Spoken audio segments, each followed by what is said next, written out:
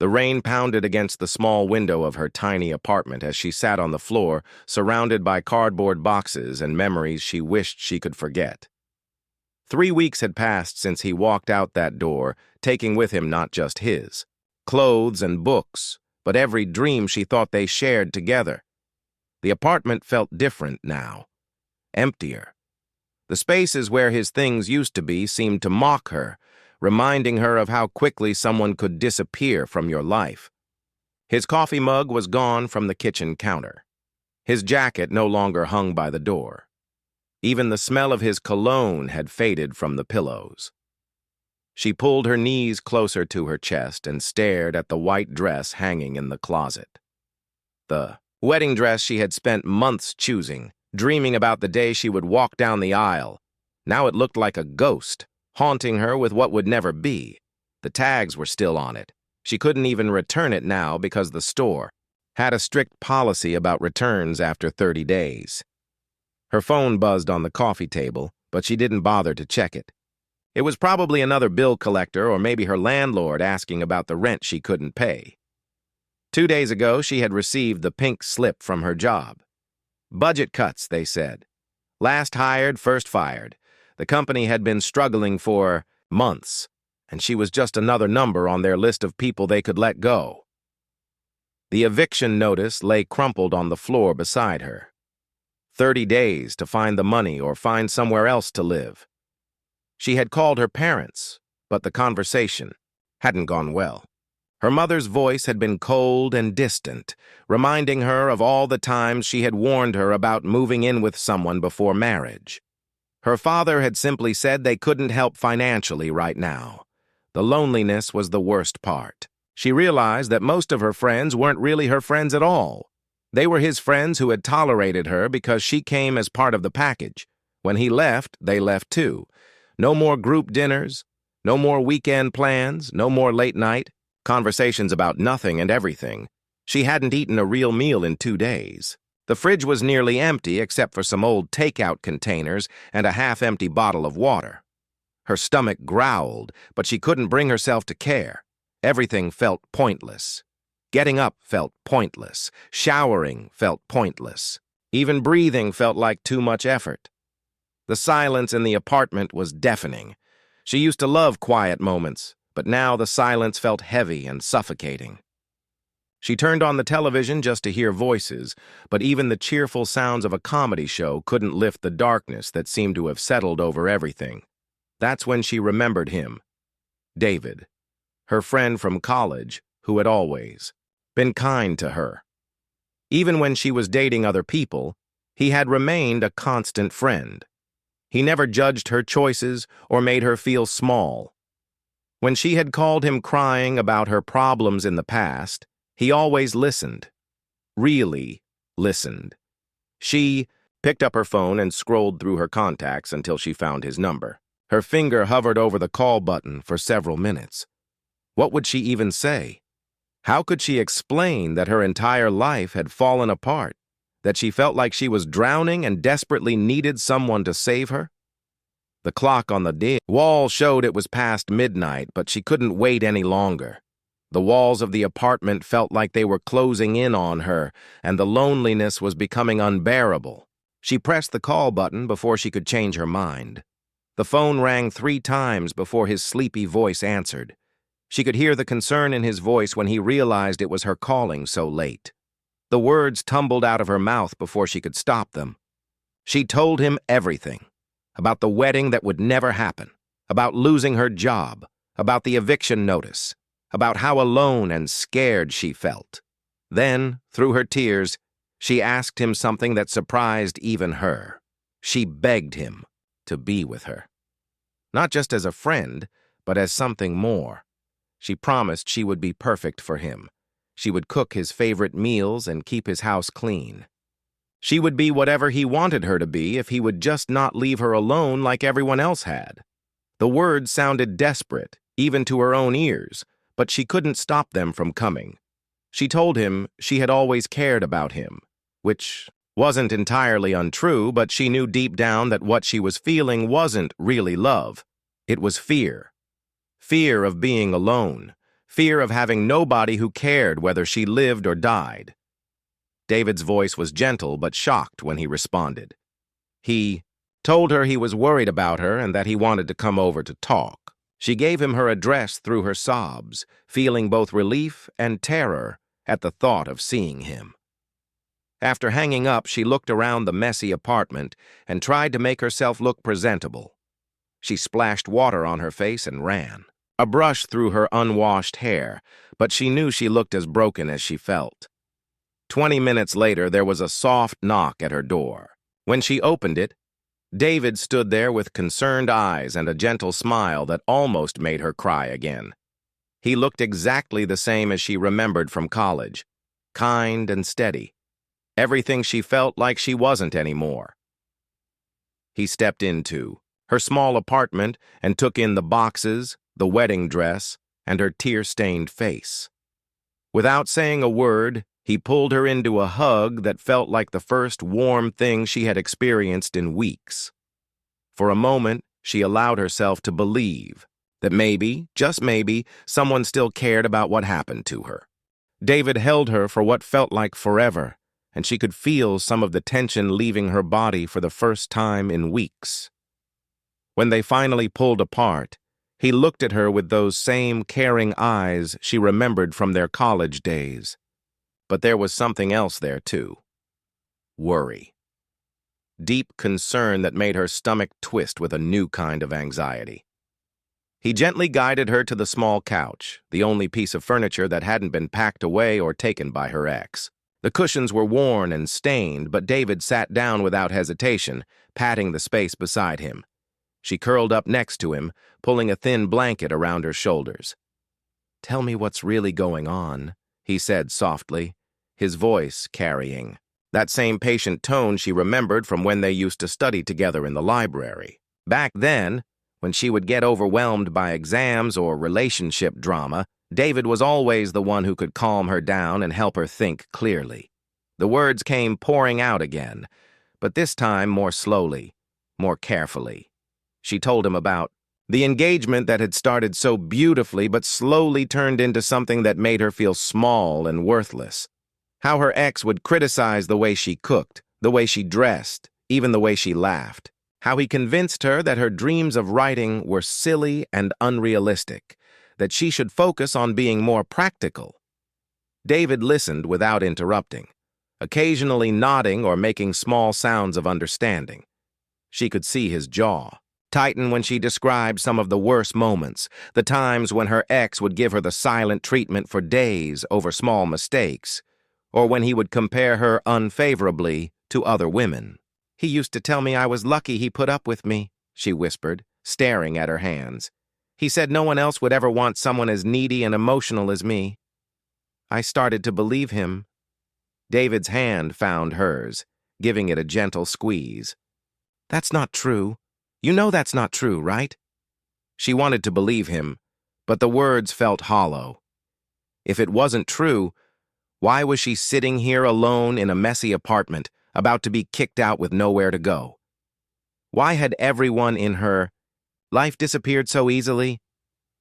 "I know you care about me," she said, turning to face him fully. "We always had such a good connection in college. Remember how we used to talk for hours about everything? Remember how you always made me laugh when I was stressed about finals?" David smiled, but it looked sad. "I remember. Those were good times." "They were the best times," she said, scooting closer to him on the couch. "I think about them a lot. I think about how easy everything felt with you, how safe I felt when we were together."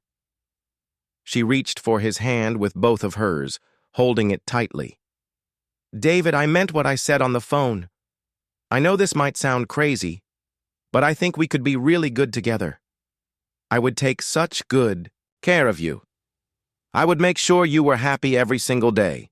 David's expression grew more serious, and she could see him choosing his words carefully. "I care about you so much. You know that, right? You've always been important to me." Her heart leaped with hope. "Then why can't we try? I know I'm a mess right now, but I could get better. I could be the woman you deserve. I would do anything to make it work." "That's exactly the problem. David said gently, pulling his hand away. You're talking about changing yourself, about being what you think I want. But that's not what love is supposed to be about. The rejection hit her like cold water. What do you mean? I'm offering to love you with everything I have. But what you're offering isn't love, he said, his voice still kind but firm. It's desperation. And desperation isn't a foundation for a healthy relationship. She felt her cheeks burn with embarrassment and anger. So what? I'm not good enough. For you either? Just like everyone else? You're going to abandon me when I need someone most? It's not about you not being good enough, David said, leaning forward. It's about you not knowing your own worth right now. You're in crisis and you're looking for someone to save you. But I can't save you. Only you can do that. The words stung, because somewhere deep inside, she knew he was right. But knowing something and being ready to accept it were two completely different things. She had called him because she needed rescue, needed someone to take away the pain and loneliness that felt like it was eating her alive. I work with people in crisis every day, David continued, his voice gentle but steady. I've seen what happens when someone enters a relationship from a place of desperation. It doesn't end well for anyone involved. She pulled the blanket tighter around herself, feeling more exposed than ever. So what am I supposed to do? Just sit here alone until I magically figure out how to fix myself? You don't have to do it alone, he said. But you do have to do the work. There are people trained to help with what you're going through. Counselors, support groups, resources that can help you rebuild your life in a healthy way. The suggestion made her feel even more broken. So I'm so messed up that I need professional help now? Needing help doesn't make you messed up, David said firmly. It makes you human. Everyone needs help sometimes. I've been to therapy myself.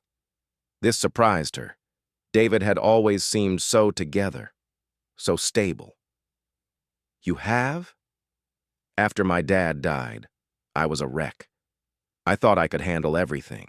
On my own, but I couldn't.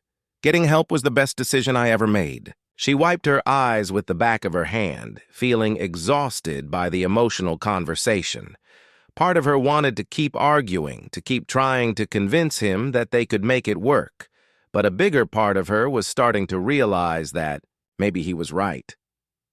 I just feel so lost, she whispered. I don't even know who I am anymore without someone else defining me.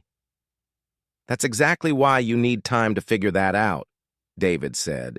You deserve to know who you are when you're not trying to please someone else or desperately clinging to anyone who shows you kindness. The truth of his words settled over her like a heavy blanket. She had been so focused on finding someone to complete her that she had forgotten how to be complete on her own. Will you still be my friend? She asked quietly. Even if I'm too broken to be anything more right now? Especially then, David said, pulling her into another hug. But I think you need some space to work on yourself first. Real healing takes time, and it has to happen away from any romantic complications. When he left that night, she felt more alone than ever. But for the first time in weeks, she also felt something else. A tiny spark of possibility that maybe, just maybe, there was a way forward that didn't involve begging someone else to save her. The days after David left blurred together like watercolors in the rain. She stopped checking her phone altogether, letting it sit on the kitchen counter with a dead battery. The constant buzzing of messages and calls had become too overwhelming. She knew David was probably trying to reach her, maybe feeling guilty about how their conversation had ended, but she couldn't face talking to anyone right now. The humiliation burned in her chest every time she remembered her desperate plea. She had thrown herself at him like some pathetic character from a movie, begging him to save her from her own life. The memory made her want to disappear completely. How could she have been so foolish? How could she have thought that someone, like David, would want someone as broken as her? Her bed became her entire world. The sheets hadn't been changed in over a week, and they smelled stale and unwashed, but she didn't care. Getting up felt like climbing a mountain.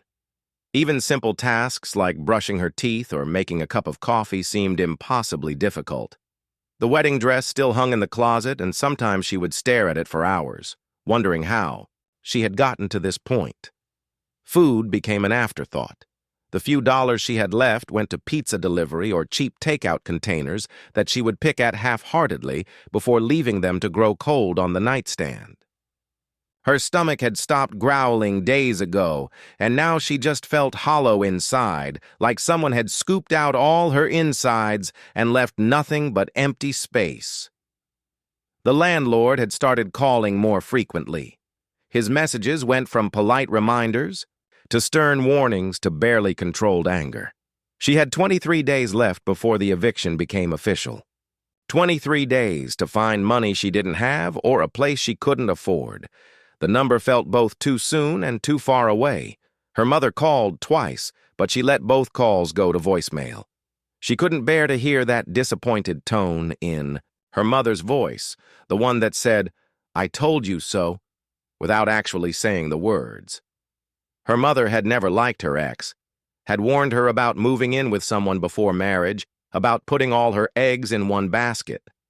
Now she would have to admit that her mother had been right all along.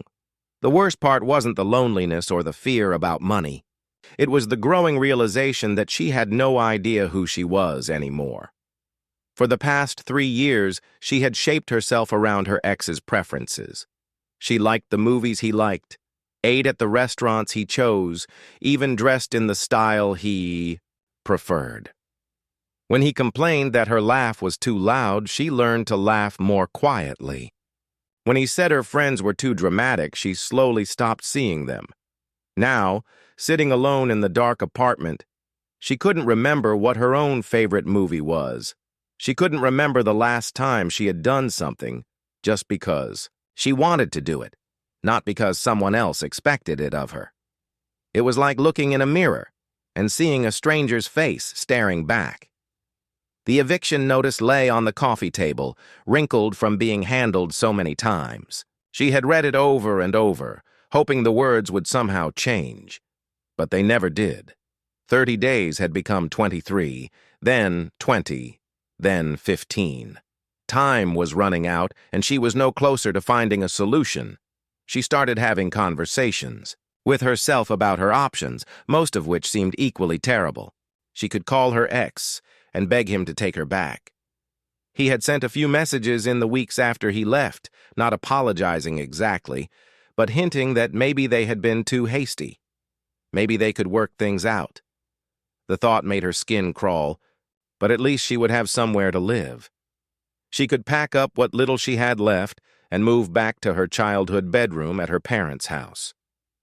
The idea of explaining her failure to everyone in her hometown, of facing the people who had thrown her a going-away party when she moved to the city with such high hopes, felt worse than staying on the streets. There were other options, too, darker, ones that she tried not to think about, but that crept into her mind during the longest, darkest hours of the night. Ways to make money that would solve her immediate problems but create bigger ones.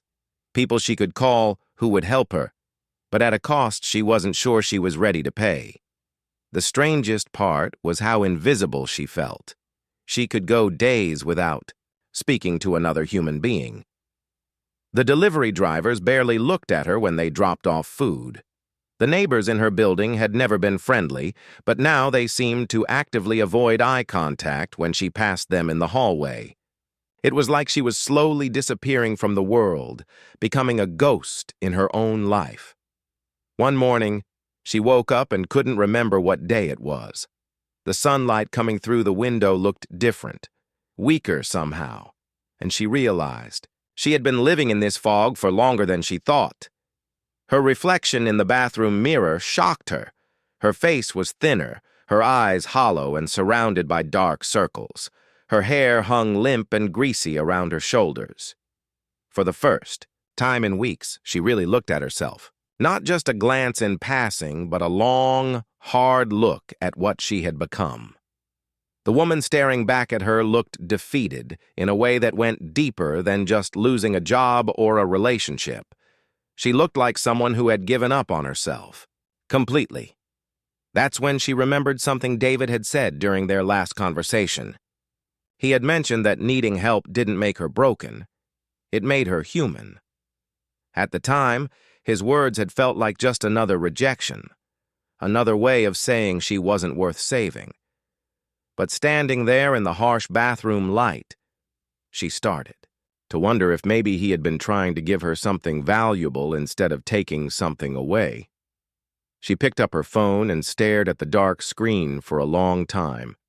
Her hands shook as she plugged it into the charger and waited for it to come back to life. When it finally turned on, she saw dozens of missed calls and messages, mostly from David, but also from a few other people who cared enough to check on her. Instead of calling any of them back, she did something that surprised even her. She searched for a crisis helpline number and stared at it for what felt like hours. Her finger hovered over the call button as her heart pounded in her chest. Admitting she needed help felt like admitting defeat, but maybe defeat was just another word for surrender, and maybe surrender was exactly what she needed. The phone call to the crisis helpline lasted 43 minutes. She remembered the exact time because she stared at the clock on her phone the entire conversation, amazed that she was actually talking to another human being about how lost she felt. The woman on the other end had a calm, steady voice that didn't judge or try to fix everything with simple answers. She just listened and helped her find the first tiny step forward. That first step was calling a local counseling center that offered services on a sliding scale based on income. Since she had no income at all, the sessions would be free. The word free felt like a lifeline thrown to someone drowning. She made her first appointment for the following Tuesday, which gave her something to mark on the calendar for the first time in weeks. The waiting room at the counseling center was nothing like what she had imagined. She had expected something clinical and cold, but instead found comfortable chairs and soft lighting that made her feel less exposed. The other people waiting looked normal, like people she might see at the grocery store or on the bus. This surprised her somehow. She had thought that needing therapy meant she was fundamentally different from everyone else. Her counselor was a middle-aged woman with kind eyes and a gentle smile, who introduced herself simply as Dr. Johnson. She didn't rush into heavy topics or try to solve everything in the first session. Instead, she asked simple questions about how she was sleeping, what she was eating, whether she felt safe where she was living. These basic questions made her realize how little attention she had been paying to taking care of herself. The sessions became an anchor in her week. Every Tuesday at 3 o'clock, she had somewhere to be, someone who expected to see her. Dr. Johnson helped her understand that what she had experienced with her ex wasn't just a bad relationship, but emotional abuse that had slowly chipped away at her sense of self. Hearing it called by its real name felt both validating and terrifying. They talked about something called codependency, which Dr. Johnson explained as losing yourself in other people's needs and opinions. She learned that her desperate plea to David hadn't been about love at all, but about her fear of being alone with herself. This was painful to accept, but it also felt like putting on glasses for the first time and finally seeing clearly. After 3 weeks of therapy, she joined a support group that met in the basement of a community center every Thursday evening. The first meeting was terrifying. Sitting in a circle with strangers and admitting that her life had fallen apart felt like standing naked in front of a crowd. But as each person shared their story, she realized she wasn't as alone as she had thought. There was a man about her age who had lost his job and his apartment after struggling with anxiety. A woman in her 50s who had spent 30 years in a marriage where she was constantly criticized and controlled. A college student who had dropped out because depression made it impossible to get out of bed. Each story was different, but they all shared the common thread of feeling lost and working to find their way back to themselves. The group gave her practical advice, too. Someone mentioned a bookstore across town that was hiring part-time workers. Another person told her about a program that helped people find affordable housing. Slowly, she started to believe that maybe there were solutions to her problems that didn't involve depending on someone else to save her. Finding the job at the bookstore felt like winning the lottery. The manager was a woman in her 30s who had started the business after her own difficult divorce. She understood what it was like to rebuild your life from scratch and was willing to give someone a chance, even without recent references. The pay wasn't much, but it was something, and more importantly, it gave her a reason to get dressed and leave the apartment every day. Working around books reminded her of who she used to be. During slow periods, she would browse the shelves and rediscover authors she had loved before her ex convinced her that reading fiction was a waste of time. She started carrying a small notebook and writing down thoughts and observations, something she hadn't done in years. The words felt rusty at first, like using muscles that had been neglected for too long. Her financial situation was still difficult, but she found a small room to rent in a house with 2 other women. It wasn't much bigger than a closet, but it was clean and safe, and most importantly, it was hers. She could decorate it however she wanted, play music as loud or as soft as she preferred, and eat whatever she felt like eating without worrying about someone else's opinion. The wedding dress finally came down from the closet. Instead of throwing it away, she donated it to a program that provided dresses to women who couldn't afford them. As she handed it over, she felt a weight lift from her shoulders that she hadn't even realized she was carrying. The dress had been a symbol of her failure, but giving it to someone who could find joy in it transformed it into something hopeful. After 2 months of therapy and steady work, she felt brave enough to respond to David's messages. He had continued to check on her even when she didn't respond, sending brief texts every few days just to let her know he was thinking about her. His persistence touched her, but it also made her realize how differently she was approaching relationships now. Her response was simple. "I'm sorry for how I acted that night. Thank you for caring enough to tell me the truth even when it was hard to hear. I'm getting help and starting to feel like myself again." She didn't ask to see him or suggest they meet up. This wasn't about him anymore. It was about her learning to be okay with herself. David's response came quickly. "I'm so proud of you for getting help. You're stronger than you know." Reading. His words. She felt something she hadn't experienced in months. Not the desperate need for validation or the fear of abandonment, but genuine warmth and gratitude for having someone in her life who cared about her well-being. That evening, she sat in her small room writing in her notebook and realized something remarkable. For the first time in as long as she could remember, she wasn't thinking about what someone else wanted her to be. She was just thinking about what she wanted to write next, what book she wanted to read, what she might have for dinner. These small choices felt revolutionary after so many years of defining herself through other people's expectations. She still had difficult days, moments when the old patterns of thinking would creep back in. But now she had tools to recognize them and people to talk to when she felt overwhelmed. Most importantly, she was learning that healing wasn't about becoming perfect or never feeling sad again. It was about becoming whole enough to handle whatever life brought her way. 6 months later, she stood in front of the same mirror that had once shown her a broken stranger. But the woman looking back at her now was someone she actually recognized. Her eyes had light in them again, and her face had filled out from eating regular meals. She had cut her hair shorter, a decision she made entirely on her own without asking anyone else's opinion. It felt like a small act of rebellion against the person she used to be. The bookstore had become more than just a job. The owner had promoted her to assistant manager after she suggested starting a book club that met twice a month. The group had grown from just 3 people to over 20, and she found herself looking forward to their discussions about everything from mystery novels to poetry collections. Leading these conversations reminded her that she had opinions worth sharing, and ideas that other people found interesting. Writing had slowly crept back into her life, too. What started as random thoughts scribbled in her notebook during breaks at work had grown into actual stories and essays. She had submitted 3 pieces to local magazines over the past month. 2 had been rejected with form letters, but 1 editor had sent a personal note saying her piece showed promise and encouraged her to keep writing. That small piece of encouragement felt bigger than any praise she had ever received.